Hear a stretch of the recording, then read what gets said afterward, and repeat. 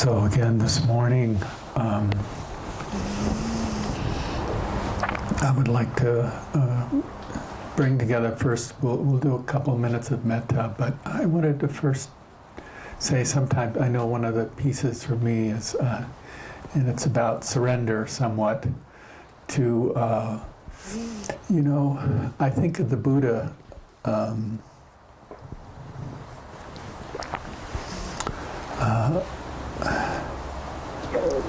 I can't conceive of what a Buddha is.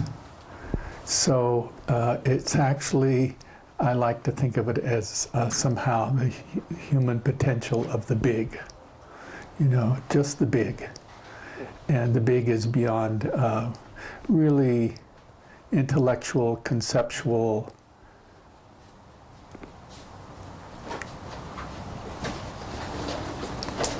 kind of understanding, So with that, I like the whole practice of taking refuge in the Buddha, taking refuge in the big, that it's just beyond our capacity to know or understand. To take refuge in the Dhamma or Dharma, which is really, to me, it's nature. And part of nature, the phenomena in this particular school of thinking is that absolute freedom exists. So, it's not some fantasy, it's something that actually exists and has been passed down from human to human for these 2,600 years.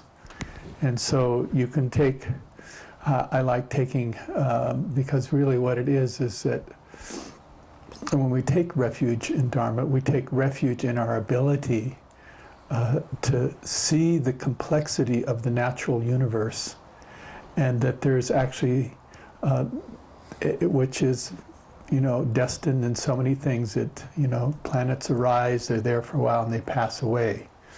But there is this force, this truth, that this in the natural forces, there is this freedom that's available. That's beyond concept, But we have to go through the natural world to actually find it. And then taking refuge in the Sangha, which for me, first of all, it's been my teachers that exemplified, and sometimes it wasn't through what they said, it was somehow just their living presence. That sometimes I didn't know it until afterwards, their effect on me, And so I take refuge in those who have, in a sense, worked on kind of thinning themselves out. And you can, not through their words, really experience it through their being, And then there is, again, the wonders of,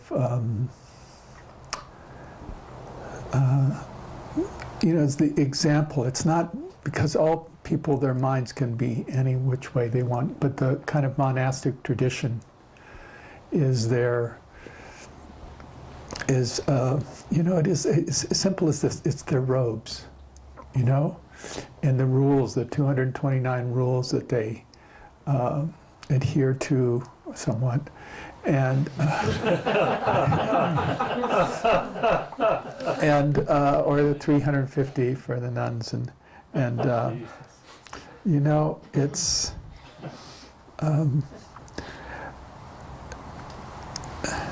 but they really their world is one thing, to keep life so simple, and that's what the rules are for, to keep it so simple.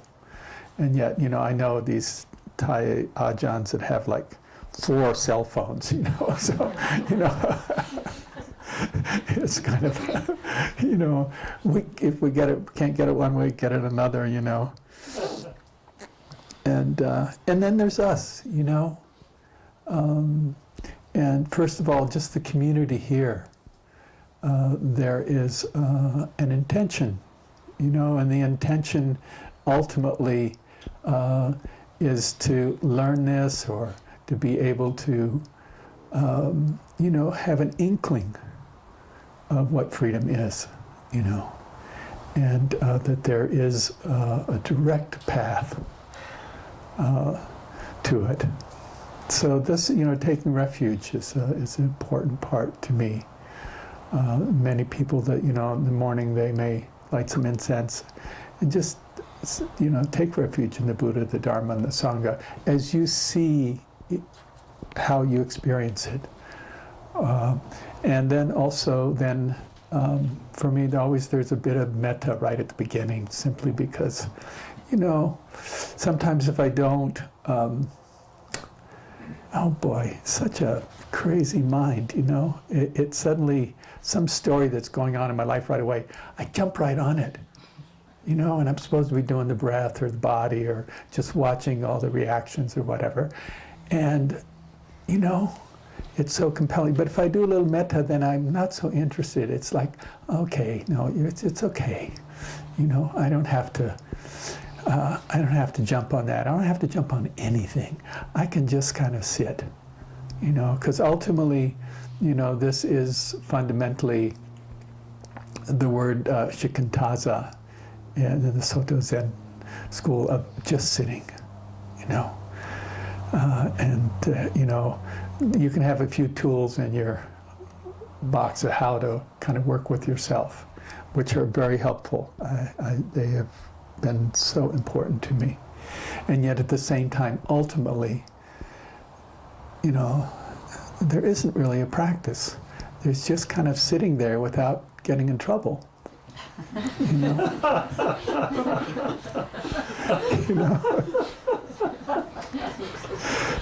It's that simple, So, this morning I want to kind of, as instructions this morning, I'm going to go towards, because we're going to go towards Vedana, towards feeling and how to work with that. But first, just last night when I was talking about taking the one seat, and so I want you just to turn your attention, There's a part about just sitting up, kind of creating that sense of bodily dignity. And then once we've established that, then just in essence, sometimes they talk about turning the mind around. Well, really what it is, it's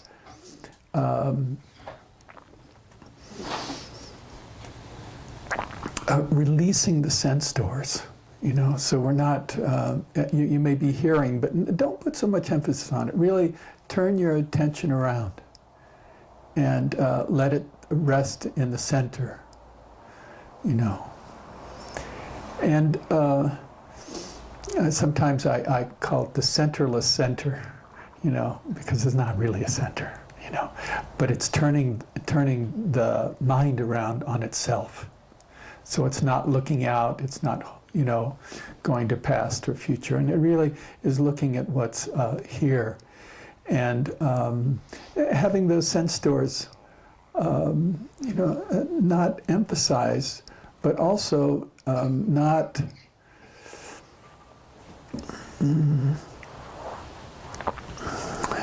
I guess it's just softening, and sounds come and go.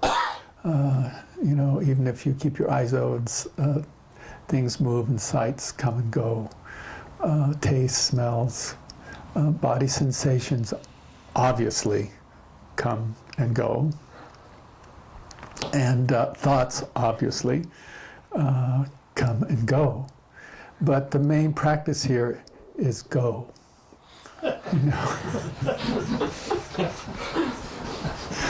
They just have to go. And when they go, you're back here, you're back sitting right here, and everything is available here, It actually ultimately is saying sitting here is completely enough, You don't have to worry about tomorrow or try to rehash yesterday, or it's so amazing. You go and you rehash yesterday and you think you can change it. It's kind of a worthless. I mean, there are things you learn from it, but you know, but you can't change it, you know. It is what it is, you know.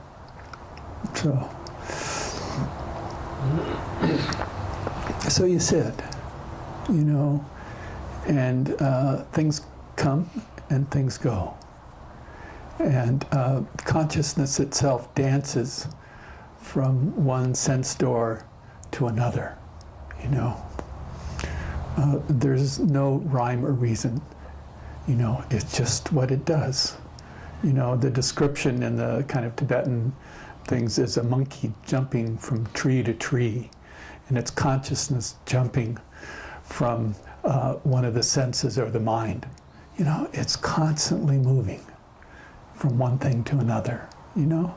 And so if we learn to relax and see that there is a kind of something that knows, and yet if you try to grab it, you miss it, you know? That's what's kind of tricky about this, you know? And so, but when there's enough relaxation and enough ease, then you sit in the center of all this, you know.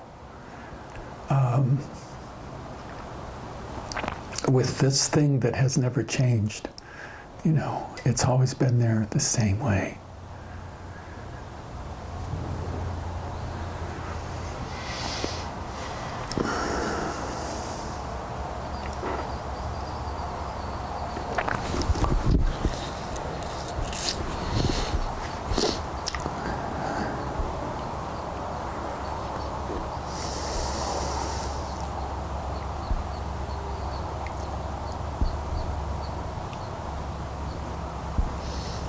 So I would like to the relative instructions, add a bit about kind of the pleasant and unpleasant that arises and our reactions, you know.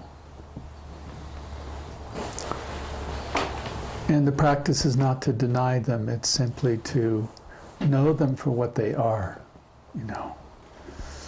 And there are sometimes subtle and sometimes not so subtle, kind of attaching to the different feeling bases, you know. And sometimes there's a great feeling of openness and love and kindness that simply exists, you know. And it also has the nature to kind of arise and be known by us. And other times, there is certain contractions in the mind-body that we know is either trying to get rid of it or trying to move away from it, whatever. But it is, in a sense, kind of either disassociating from it or pushing away from it, you know. And part of the art here is that those are natural things that come.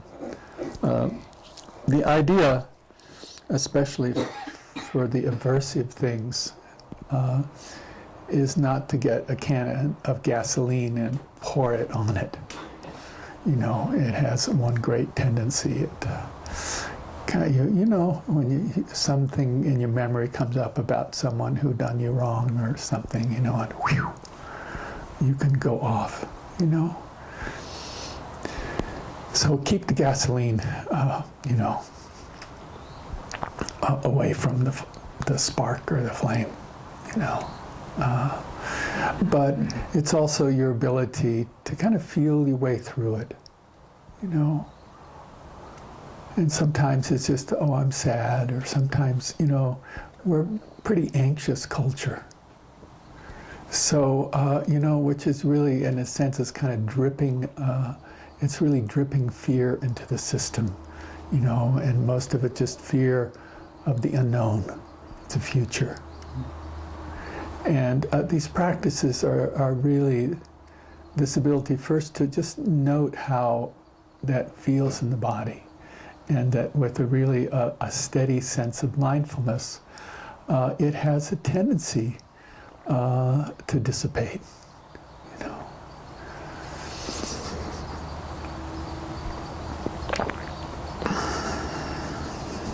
it's a thing the Buddha talked about, is that, you know, fundamentally the bottom line here of our experience of contraction is all the emotions, the lower emotions, is fear.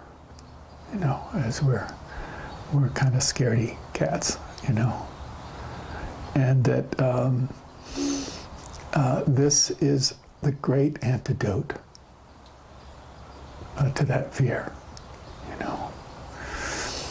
And it simply means you have to feel where it is and know what it is, you know, that there has to be a kind of cognizance of it, you know.